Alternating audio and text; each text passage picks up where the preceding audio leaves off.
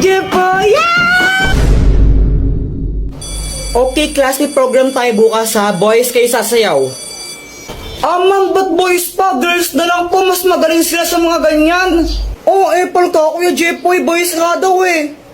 Kasi gusto ko boys. At pag di kayo sumayaw, babagsak ko kayo, okay? Okay, and then magsisingilan tayo para sa decoration bukas ha. Treasure, ikaw na yung magsingilan sa mga classmate mo.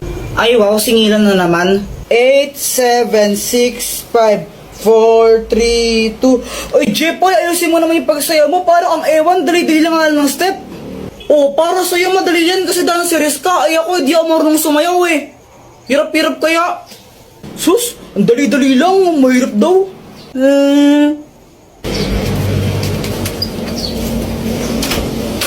Doktor Kwak-Kwak, tulungan mo ako. Anong kailangan mo? May program kasi sa school namin bukas, tapos pinapasayaw kami. Hindi ako marunong sumayaw, makakahiya. Ha? Problema ba yun? Di wag ka sumayaw. Kung sanang pwede lang, ginawa ko na. Hindi pwede kasi papagsak daw kami naman pag di kami sumayaw. Ay hala. Sige nga, patingin nga ng sayaw mo. Sige, ito.